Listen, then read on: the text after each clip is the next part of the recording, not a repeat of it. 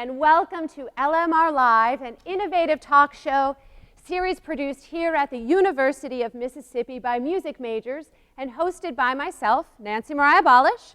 I'm a singer, an administrator, a professor, and the creator of the Living Music Resource.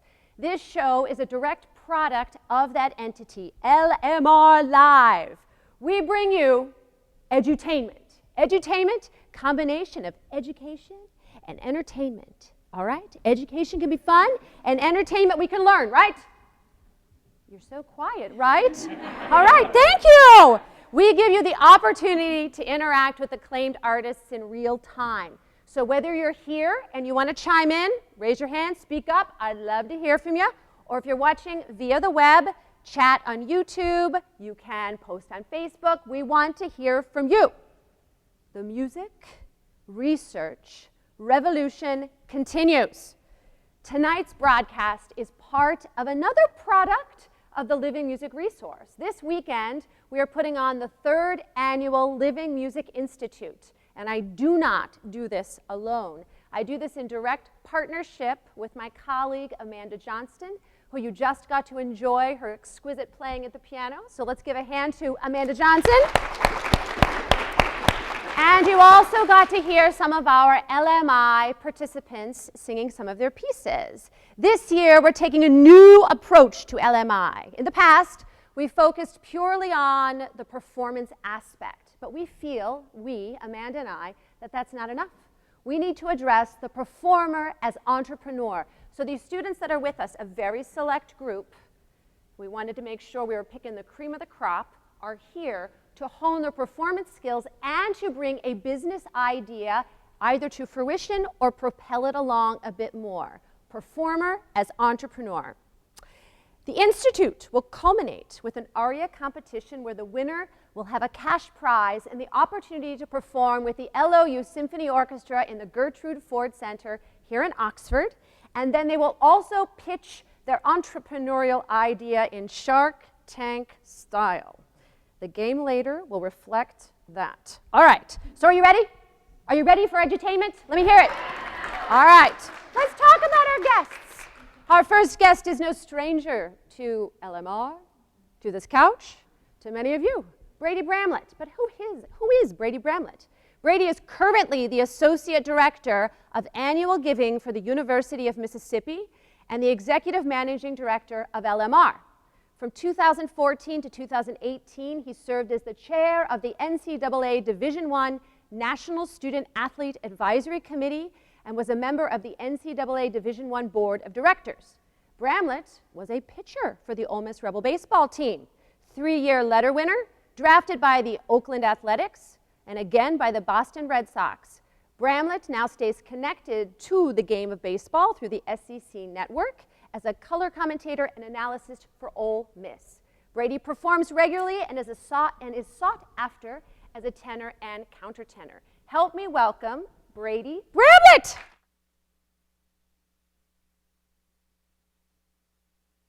Have a seat. So, first thing, I want this to be the official moment where we announce your new position and what it actually is. So, can you share what you're doing now? So I'm still in the realm of fundraising, and before it was in the athletics department, but I've now moved over into the realm of academia. So I'm literally right next door to the music building now at the Carriage House. I can bug him much more frequently. So I'm now fundraising for the university for all schools and units for annual giving.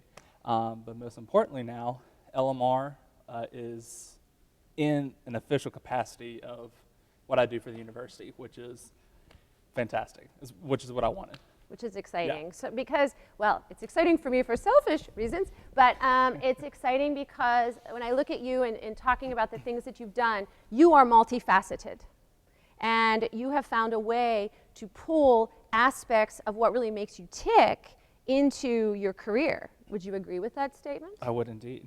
We talked before about boxes, Yeah. how we've got you prioritize and you compartmentalize what you do and how you do it. And we talked earlier in our sessions where it's the participants about why.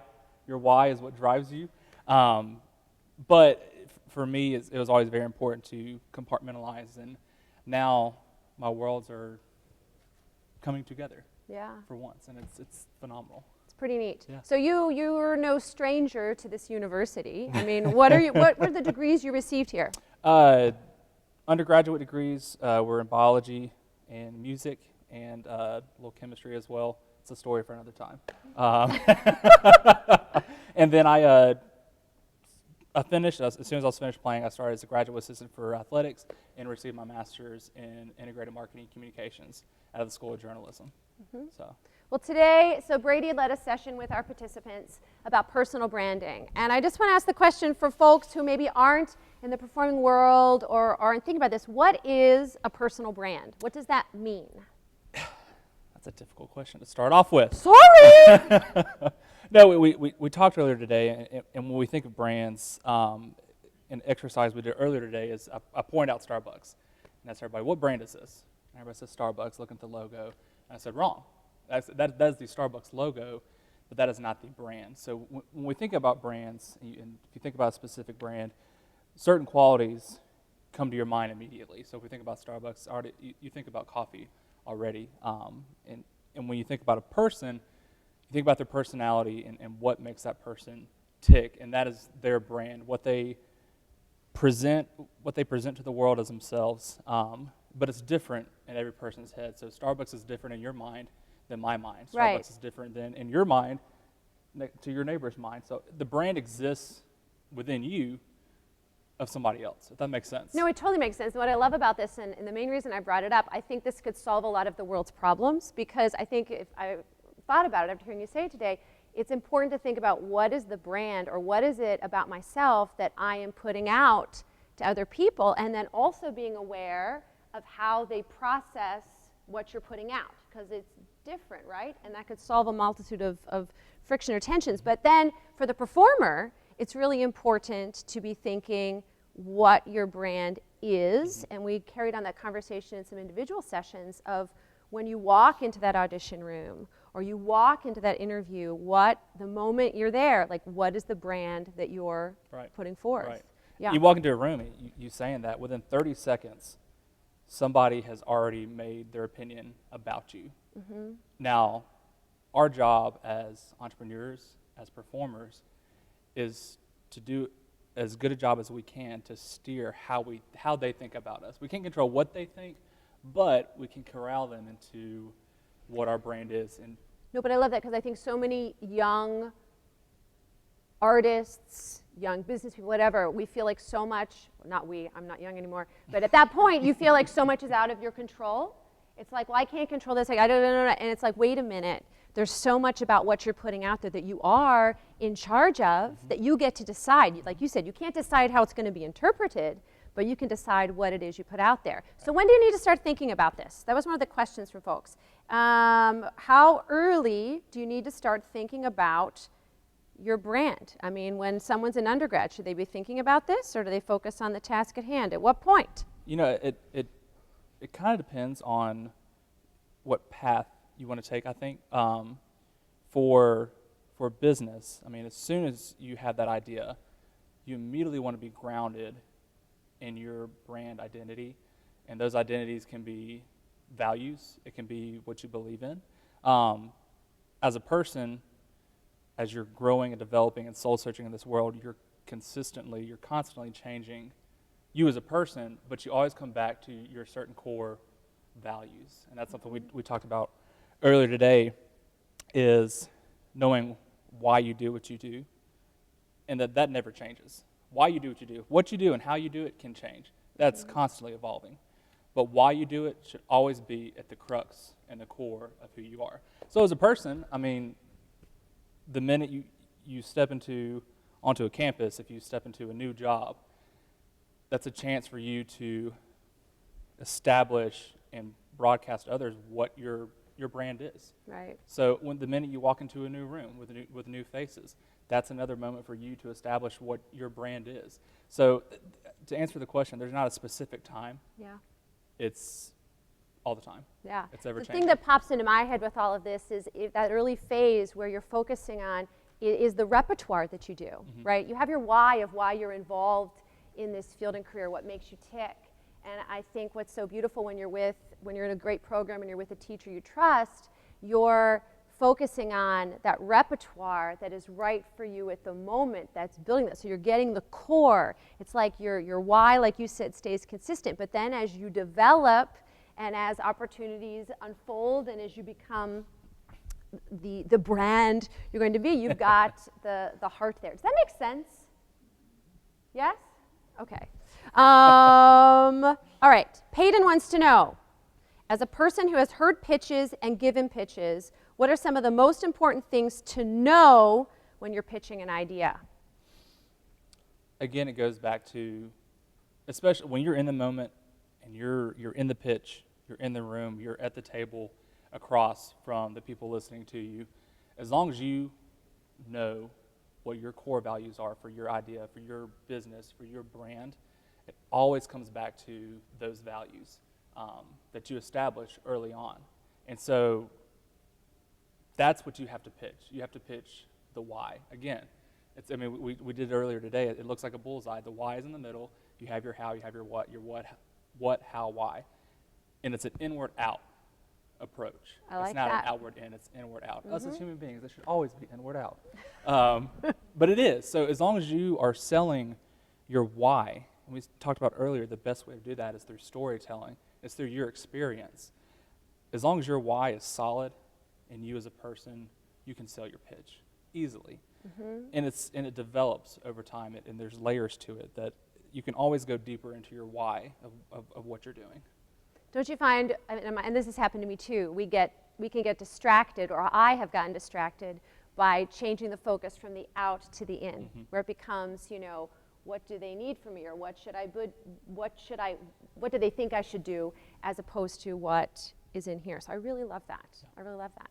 Well, I appreciate you, Brady, and thanks for sharing your expertise in a different way with our participants and giving a little glimpse here. We're going to bring you back in a little bit to play the game, but thank you, Brady. I'm going to say thank you. So we're going to bring on two new friends to LMR Live. First up, Melanie Lynn Addington has worked with the Oxford Film Festival since 2006 in a variety of capacities and became executive director in 2015. She also directs, writes, and produces films and serves on the Mississippi Film Alliance as president. She co-founded Ox Film Society, a program that lends equipment to Oxford filmmakers. I have wanted to have Melanie be part of this for quite some time, so I'm very excited. Help me welcome Melanie. Yay. Have a seat. Thank you. So you're one of those people that I've just admired all the things you're doing, and if you're not familiar with the Oxford Film Festival, like from other places, first of all, you should be, and you probably already are. You need to look into it, because this woman, you have really developed and grown that entity beautifully. Thank you. It is amazing. Yeah. So kudos. It's through trial and error, for sure. Well, life is, though, isn't it? Right, Life right. is. So what brought you to Oxford? Both sides of my family are originally from Mississippi, and I spent my summers in Vicksburg. I'm from California, and so when I was looking for master programs, I chose Ole Miss because I thought, well, I have family somewhat near. They were in Vicksburg at the time. So I fell in love with the town as soon as I drove in. I literally picked it sight unseen and just showed up here. That's amazing. And then I never left. So. Yep. Yep. The Velvet Ditch is what we call it. There you go. And I'm part of that group too. I ended up in the Velvet Ditch. What brought you to the film festival? So in Southern California, there's independent film everywhere. You can go to the theater, and there's great independent films. And I moved here, and we had at the time, this is a while ago, just a 4-screen Malco at what's now basically owned by the university at the old mall. And so there were 4 movies to choose from, and that was really annoying. So the film festival actually launched the same year I moved here. So I went and I attended the first year, and I just, what we call it in the film world is finding your tribe, and that was my tribe. So I got involved and just never stopped. Never stopped. So what is the most challenging part of running an entity like the Oxford Film Festival? We live in a very small town, and I have quadrupled the budget of this independent entity in 5 years. So going to the same people and asking for money year after year. And it's an educational process, really, more than just the ask. It's really about building relationships, but also educating people as to why the arts aren't just funded by ticket sales. That's not really how it works, and that's a big thing I have to do every year. I love that you said that, because our first night together with the participants, we were talking about this idea of cultivating sincere relationships. And it is really important, and I think it's especially as classical musicians, I think we have a responsibility to make people understand what it is we do. I think it's sometimes a little bit harder. Not that it isn't for the film, but you know, just really it's our responsibility to make it clear what we're doing, why we're doing it, what purpose it serves, and there are misconceptions. Like, well, you have those ticket sales, like, you're fine. Well, you should have plenty of money. And totally. It's like, that's not how it works. It's not how it works. No. What's the most gratifying part of the film festival for you? Me, it's twofold. One, you know, when we bring all these filmmakers from all over the world to Oxford, Mississippi, it breaks a lot of misconceptions, because mostly what they've seen about Mississippi are in movies where it's attorneys being racist and sweating. That is not who we are as a people. And so we'll get people that come here and say, I had no idea this is what Mississippi was. That's rewarding, but also just being able to curate these young artists as they start their careers. For example, Craig Brewer, we showed his early films, and now he has this huge hit on Netflix. So watching that growth and these audiences and filmmakers build together is just really, really special. So this is another reason why I like you.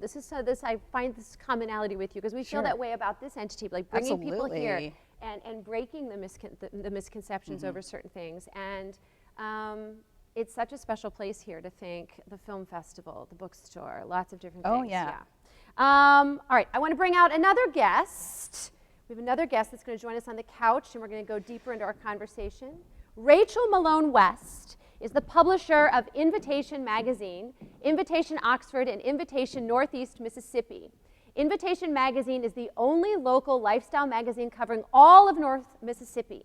She oversees a staff of artists, editors, writers, and a sales team. She founded it in 2006. Previous to launching the magazine, Rachel won several awards from the Mississippi Press Association as a daily newspaper feature writer, worked in public relations, and served as a public information officer for the Federal Emergency Management Agency during Hurricane Katrina. Help me welcome Rachel Malone West. I gotta hug ya. I gotta hug ya. I gotta hug ya. You're part of it. Got it. I'm a hugger. Welcome. Again, this is another thing. This is sincere what I say. I've admired these women from the sidelines, and we've had interactions. It's not like we've never spoken. But you're a force to be reckoned with also. I mean, Invitation Oxford, tell me, where did the idea come from? So I was working for the federal government for a year and a half from September of 2015, about a month and a half after Hurricane Katrina hit in August, for about 10 months. And I was living in a FEMA tent on the Gulf Coast. It was hard. I was dealing with people who had lost everything. And I decided that work was noble and wonderful, but at the end of the day, I wanted to continue to tell stories, but not stories of disaster. And so I began to think and talk and communicate with family members and friends about how my story continue, and I decided that I would come to Oxford, Mississippi and start a magazine. It was like, you see that dark room out there? I just shot a dart. Ready? See, again, you can tell why we get along, my kind of person. And go. All right. And it's turned out to be a very humongous blessing, but it started as a dream, a teeny little seed. Okay, I want to pause it. I want everyone, especially my LMI participants, to hear that. Because the people I met with individually today, some of you have some big dreams, but there are ways to work to make those a reality. Examples, okay? I want to give a little background, because you have a musical connection to this department. Oh. Will you share that story, if you don't mind? What brought you to the University of Mississippi? Yes. So I was diagnosed when I was in 3rd grade with dyslexia. I couldn't read. When I was in 9th grade, 8th grade, I was put into a classroom as a, just do this, Rachel. You can't do anything else. Your scores are terrible. Just try to write. And I did it, and it was the very first time in my whole life I remember making an A. And it was in a journalism class. And I was like, oh my gosh, I can do this. And so as I began through my later high school years, I decided that journalism was what I was going to do. So when I went to look for colleges, I thought journalism would be a good spot for me to land. The only thing I couldn't read at all, basically. I couldn't do math. But I could do music, and I could learn rhythms by ear. And so as a small child, I learned to do that. A little bitty child, 4th, 5th, 6th grade, 3rd, 4th, 5th, 6th grade. I was making F's in everything. And so I just learned music. That's the only thing I could do, literally, academically. Fast forward, when I came to Ole Miss one day, on a Saturday on spring preview day, I stumbled into the choral music office because I was not a good singer. I was a darn good sight reader, and I could read rhythms, but that's about all I could read. And I had developed my writing skills, and so I came into the choral music program, and they said, "Sing My Country 'Tis of Thee" in 17 keys, and so I did, and they said, "Have a good day." And long story short, seriously, thank you for visiting. Bye-bye. And about 3 weeks later, I got a letter in the mail, and it said, "Your out-of-state tuition is paid to come to the University of Mississippi." It was the very first academic success I'd had in my whole life. And that's where my story begins, right here with you guys, and with music, and with engaging one person at a time. Amazing. This is my first time to hear that entire story. Yeah. Unbelievable. Thank you. Unbelievable. I mean, inspiring in so many ways, and so practical. I'm thinking of one of my own kids right now who needs to hear this on a certain level, and I'm thinking of all of these music educators that we're training, of the difference, and I'm thinking of my colleagues and how hearing a story like this, it's the fuel you often need to push forward. So thank you for being so open and vulnerable and sharing that. And beautiful. How was it being part of the choral program? Oh, it was fantastic, and I can't wait to visit with the students tomorrow to talk about all kinds of things. But pitch matters.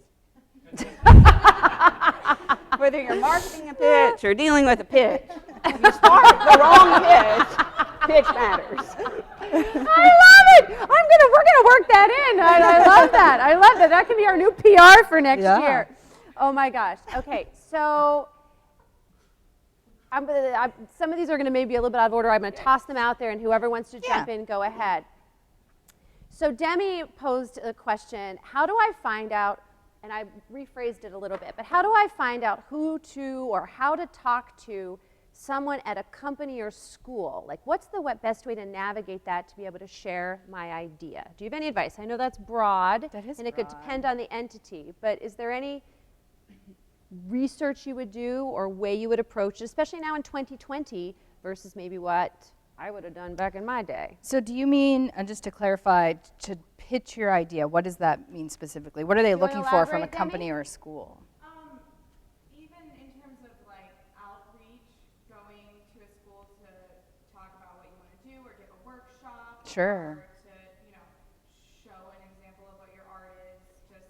I think the idea of how approaching someone cold turkey. Just cold turkey. What do you think is the best way for that initial contact? Not in structuring the pitch, but what's the best way to reach out? Is it pick up the phone? Is it do all your research on what's on that website? Send an email? Send something? What would you do? I typically I do a little research first, and I used to be a secretary in the art department here, and I learned everyone had to talk to the chair. The problem is the chair is very busy. The secretary, however, though, is there and knows everything, their schedule, what they like. So I go for that person usually and chat them up a little bit. Usually, if it's a total cold call, I'll start with an email, and if I don't hear from them after about 72 hours, I'll usually pick up a phone. But I know that people are busy, so I don't always just cold call. Yeah, no, I love this, and I think that's the key thing. And most of this, it's going to be do your research. A lot That's of what it is do came your up research, today. yeah. But I love this component of research of even knowing who is the person that's in that, the person with power's ear. Like Yeah. who has the Yeah. ability to push forward what you've got going on. And sometimes if you absolutely don't know, I just start and say, I'm sorry if you're the wrong person. I'm not sure who to approach. Do you mind helping me? And people don't mind helping. So Totally, yeah. totally. Yeah. Any idea from your I would perspective? completely agree with her statement. The only other thing I might add to that is when you pick up the phone, whomever you're speaking to may be busy right that minute. So like to this day, I say, hi, I'm Rachel, and I'm calling about whatever, and is this a bad time? Because See, I they say, is this a may good be- time? Yeah, okay, right. Either one works. But the reality is that if they're up to their eyeballs in something, then you can say, can I call you back tomorrow or in an hour or whatever. And we both have a journalism background, so we had to pick up the phone a lot and ask a lot of questions. So I think maybe we are a little bit more comfortable with just jumping on the phone. But it can be hard when you're not used Totally. to it. And nowadays, so many people are there's this, I find myself, even myself doing it. Can you talk? Is it okay to call you? Like the text before the call. I even go like, do I just call? Yeah. Do I text? Do I what? But I think sometimes it's good to just take that bold step and make the call. And like you said, just give the out, but at least you're navigating a bit, and it shows assertiveness, I do think also. Oh, yeah. But practice the phone call. Practice the phone call. I think it's important. Do either of you have to look at many resumes? Do you hire people? Yeah, I don't have a huge staff because I haven't found that kind of money yet, but I do have a little bit of staff, and then we have seasonal staff. I have about 40 staffers and about 300 volunteers for the festival, but we do work with interns from Ole Miss every semester, so I usually look at resumes, at least twice a year. What do you want to pop out of the resume, or what makes a great resume? So I am really super anal about this. It has to look good. If it's not, bold your name. Like, that's such a simple thing, so it'll pop, so I don't have to, search. If there is any kind of misspelling, it's just tossed. They're gone. It has to look clean and organized. We're very busy. We're scanning, so first thing has to be the thing that you're really trying to point out. Don't have it in the reverse order of I worked at Burger King when I was 17 and now I'm here, way down here. It has to be very organized. Because this was tied to the question from Maddie, when you're someone that has multifaceted aspects and they're all on this one resume, you got to make sure you're shifting to the top, adjusting the resume for what you're applying I look at the for. very top, and then I look at the very bottom at the skills and activities or hobbies, because I don't want somebody who their entire life is just one thing, driven towards only their job. I want somebody that's and I do this. So Yeah. Yeah. Oh, yeah. And How I about you, do Rachel? the exact opposite. I love it. So I start with the student who failed third grade, not completely, but almost. And I don't look for fancy pantsy fonts and all that kind of stuff, because guess what? In this day and age, you can make things look fancy and you cannot be very qualified. Oh, sure. I should clarify. I mean clean and no misspellings, not fancy font. And so sometimes I get caught up in the fancy fonts, and I'm like, oh, wait, there's 17 misspelled words, but they're beautiful. They look Putting lipstick on a pig. True enough. So I personally look for a diversity of experiences, which I think Melanie alluded to and said, but I don't hire anybody to sell my product who's had sales experience. Because, let me rephrase that. I don't hire anyone who's had media sales experience to sell my products. Never. Maybe one time in 13 years I've hired 2 people, and here's why. Because if you can sell something, I can teach you the parameters of sales. So if you've sold anything, if you've sold clothes, if you've sold shoes, if you've sold widgets, I don't care what you've sold. I can teach you my product. I can't teach you how to sell. So in a position of sales, let's say, which also has to do with numbers, which also has to do with counting, which I find music people are often engaged with in, like, the best accountant I've ever had has a degree in accounting from this university. She was a trombone player in the band. Her name is Julie, and she has a degree in math. And she graduated from here, and she's amazing. But if you can count complicated rhythms, you can subtract and add, usually. Yeah, it's true. And so I am just like, so I don't look for like qualifications in terms of like, I look for random stuff. And that's what you're going to find, I think, in the workplace. Everybody's looking for something everybody's different. looking for something different. But I think it's important on that resume, again, back to that why or where you are. What is it you want to pop out and to come out, whether it's a little bit bold, where the placement is on the page, whatever that may be. So is anyone wondering, you know, when Amanda and I were putting this together, it was intentional to pick clinicians who their main focus is not in the music industry. And I hope you're catching glimpses as to why, because there are always moments in whatever field you're in to learn from other, and as you were just addressing, right? You know, math to music.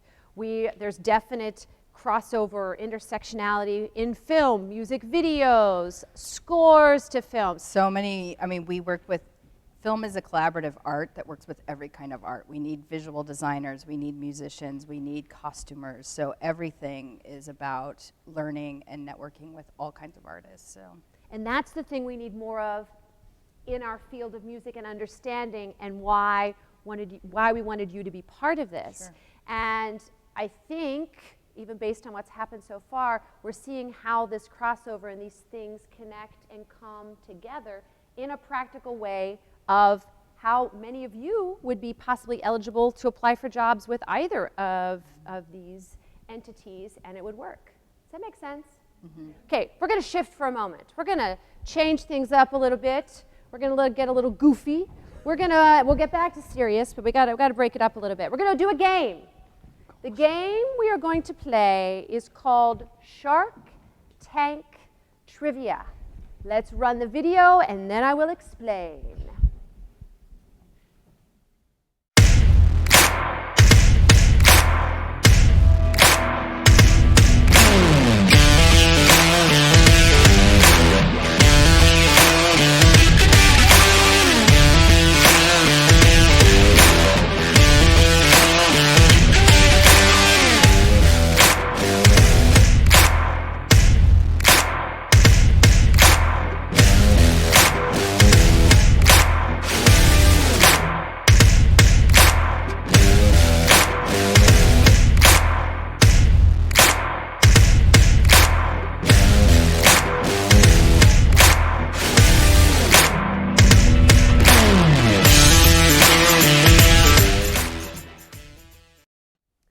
Welcome back to the tank. Welcome to Shark Tank Trivia. 3 people have decided to enter the tank, and we're going to see how they fare. Only one will exit.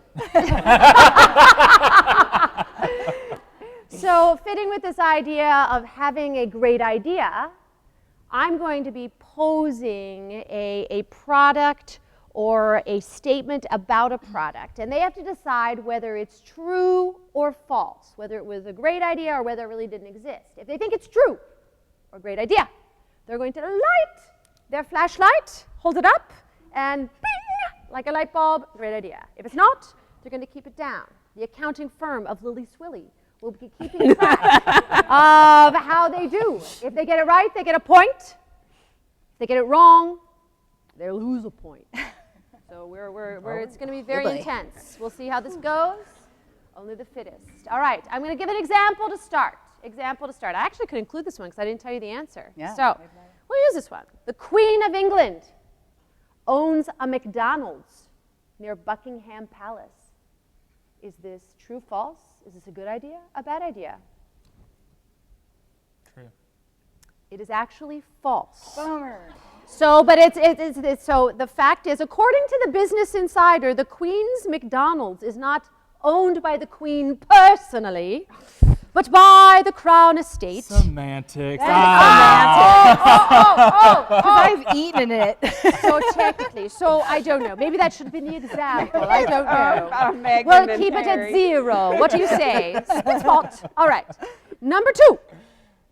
Barbie's full name is Barbara Millicent Roberts. True or false? Good idea, bad idea? Barbie is in the Barbie doll. True. I don't think that's right. It is actually true. It is actually true.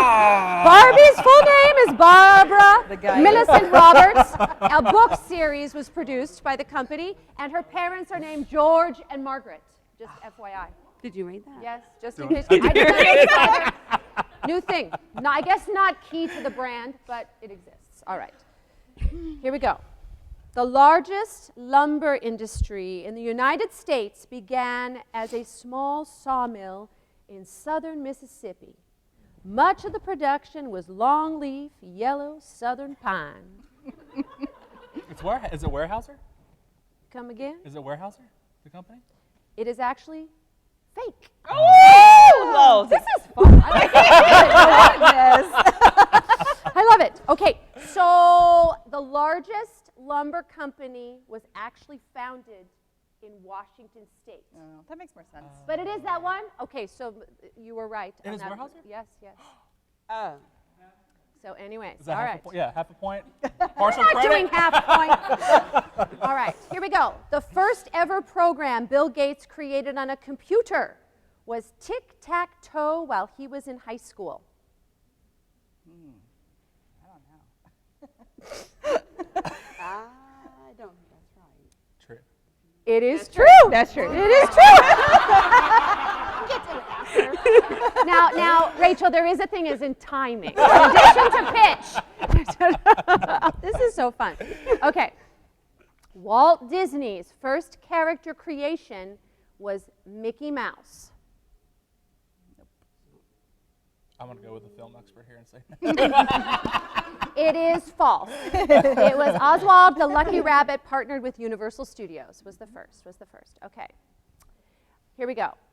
Mark Zuckerberg became the youngest billionaire at the age of 23 in the year 2008.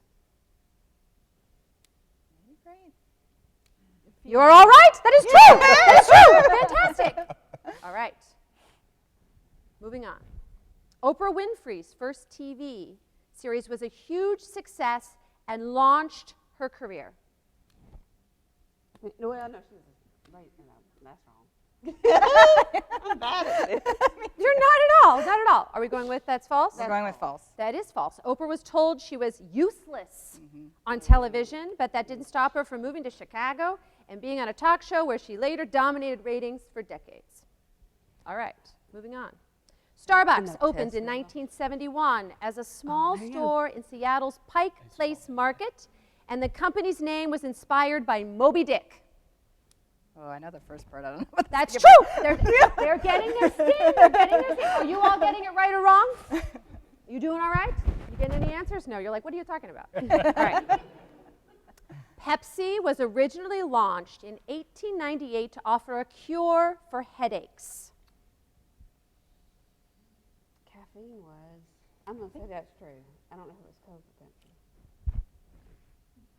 Yeah, I'm going to say false. I'm going to say false. It actually is false. It was, but it was in the ballpark because it was launched to cure stomach aches. It's supposed to help the that makes more palate sense. cure stomach aches. All right, last one. To create the street view of a desert, Google hired a donkey. I'm just going to say that's right because it's so weird. Yeah. I'm going to say false. I'm going to go against the grain. You're going to go against the grain. It's actually false. They did hire an animal, though. They hired a camel. They hired a camel. That's a Yes. guess. But I think these are interesting. So, Lily, who is our winner and what is the score? Brady's our winner. I think it's Brady. Oh gosh. Melanie has -7. 1 point.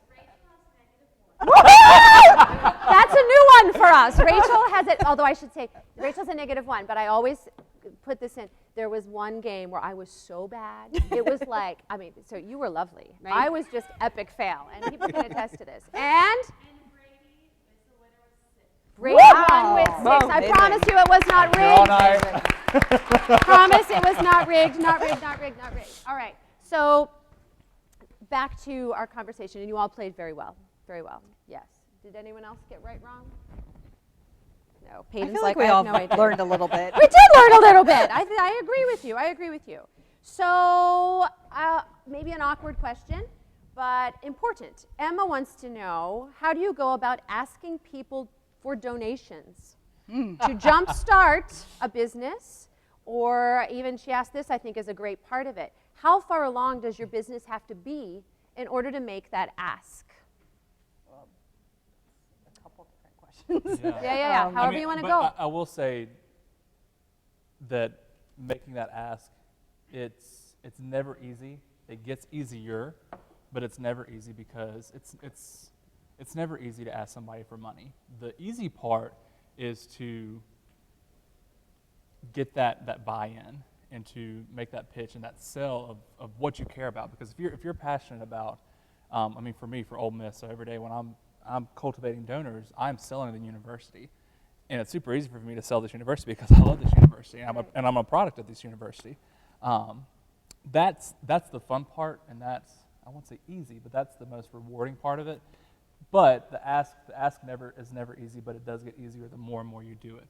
Now, when to make that ask, I mean, that's how far along you are. I mean, I think it depends on the Yeah. ask level too. Yeah. You know, it's a lot harder for me to ask somebody for $15,000 than it is $5. So it's a different variation based on what that is. It's really about building a relationship over time, not walking into the door of somebody you've never met before and be like, you should give me $20,000.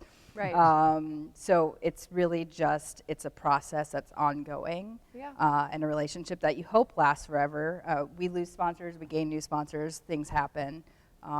But in general, we've been very lucky since year one because we've proven that this is a good model for something that helps the community. We've kept a lot of sponsors that have started in year one, so that's been very lucky. And I don't have to go to the one who's been giving for 17 years and be like, hey, nice to meet you. Like, it's easy. I can just call her and be like, hey, are you giving the money this year? She's like, oh, yeah, sure. So it just depends on each relationship, and each one is completely unique. Some people only want to get an email from you. Some people want a call. Some people want a lunch. It just really. And that's the fun part about fundraising in general is that relationship building process because, like you said, I mean, it's you can't ask somebody for $15,000 the first time you meet them. It's that growth period of that initial learning somebody, learning what they care about, and then cultivating that relationship. It can be weeks, it can be months. I mean, it can be years before you truly are at that level of, all right, I'm about to ask this person for $50,000 and know what they care about and know that you had that opportunity for them to give that back to you. But just like companies are looking to hire people, right? So you go to audition to be cast in whatever. Can't that transfer to the fundraising too? There are people out there who are looking to be part of something, and it's finding that right match. And I think there's that responsibility, just as you go in the audition, to make it clear what it is you're offering up in those interactions. Why is your entity? What purpose is it serving? What? Yeah, there's differences from working as a nonprofit and asking for ask, because there's, tax deductible, there's perks, there's a lot of things I can sell, where if I'm selling myself as a filmmaker, there's usually a pitch package, and there are people who are looking to invest in creative outlets. And so they're very familiar, and there's a very specific model for pitch packages. There's not different things to do with each one. And there's so many great models out there that you can borrow from. So those type of people, I feel like, are very different asks than working in my nonprofit world. Right. How about you, Rachel? I'll just piggyback on to both of what they've each said and say, and I'll talk a lot about this tomorrow, and that is, who is your target market? Are you looking to raise $1,000 to send yourself to New York for an audition? Or are you looking to raise $50,000 to finance 17 people in a studio? Because it depends 100% on what your target is, and then you look for your market. So crowdfunding, such as GoFundMe, is a great way to raise a little bit of money or a great bit of money depending on your target. Right. And so we'll talk about that in my session in the morning, about how do you, first you have to figure out what is my purpose. From, I'm going to throw a dart right now and I'm going to hit a bullseye, and that is what I'm going for. I'm going to New York to audition for a show, and it's going to cost me $3,000 to get there. How do I get there? You ask, you crowdfund it.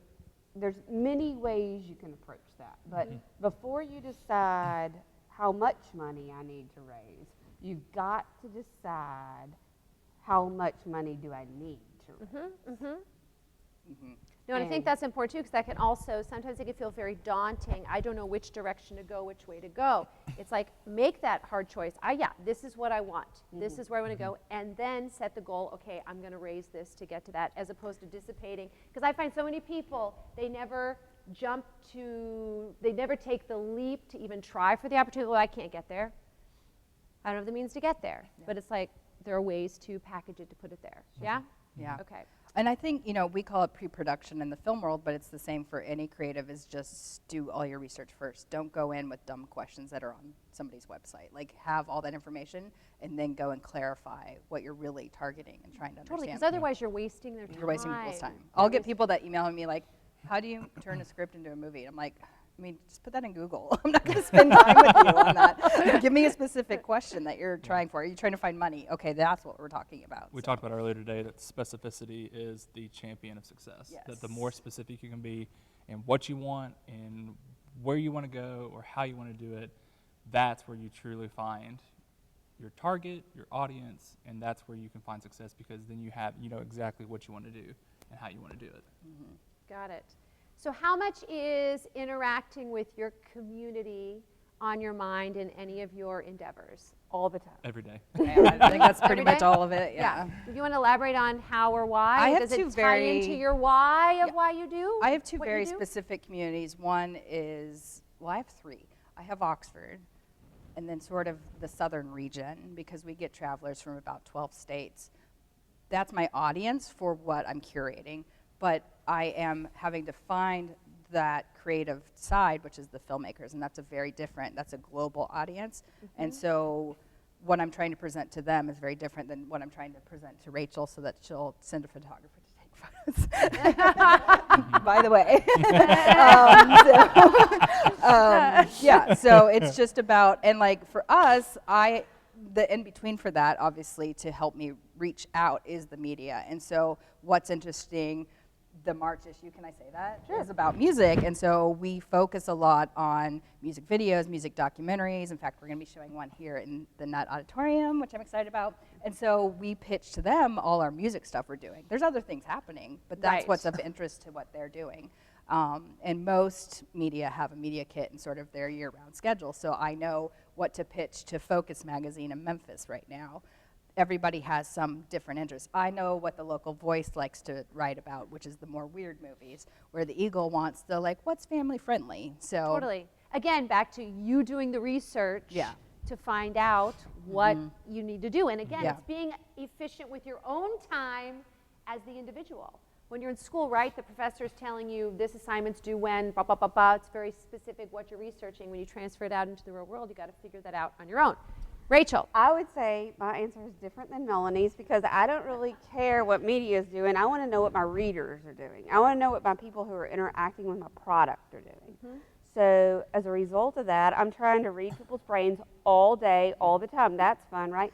So we just say the following, like, anything is interesting. So how do you pitch that? Well, what can I pitch to Invitation Magazine?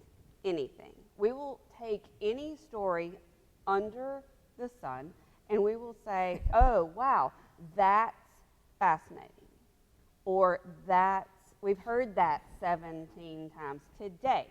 Oxford Middle School student on Good Morning America, one who plays football, won tickets to the Super Bowl. We posted it on our social media site this morning at about 10:30, 11 o'clock.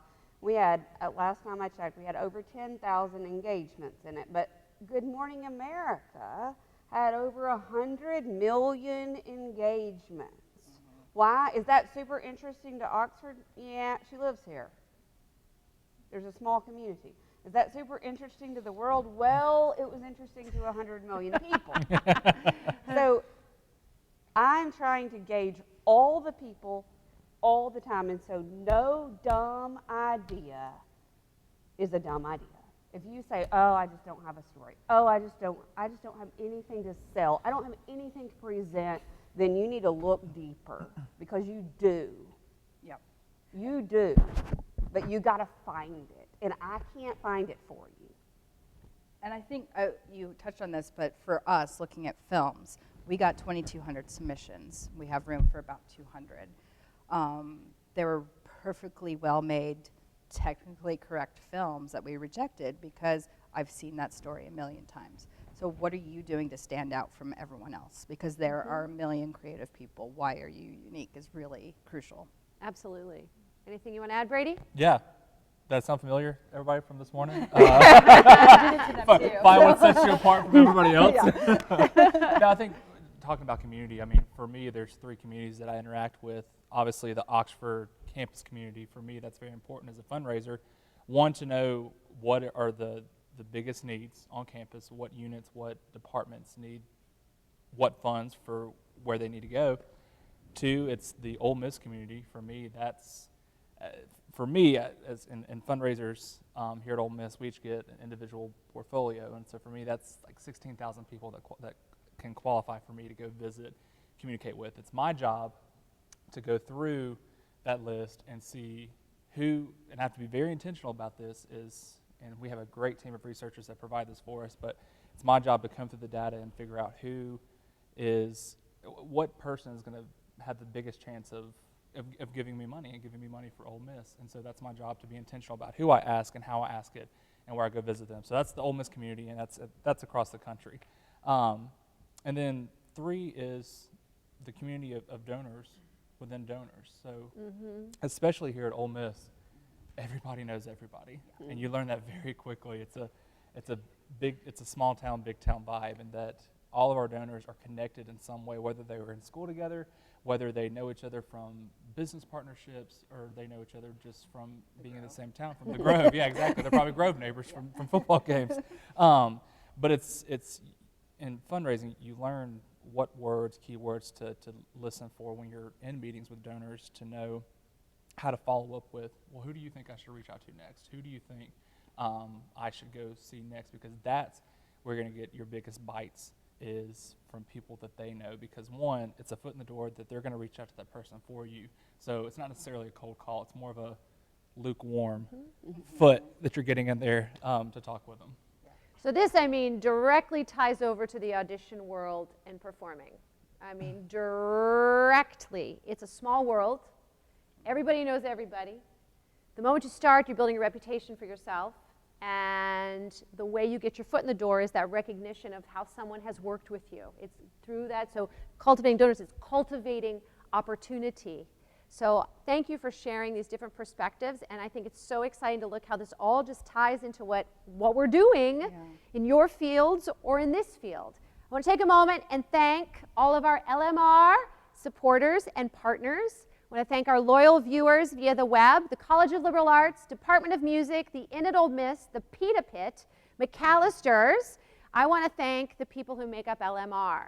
I want to thank Brady Bramlett, who serves as our Executive Managing Director. I want to thank the LMI Co-Director, Amanda Johnson.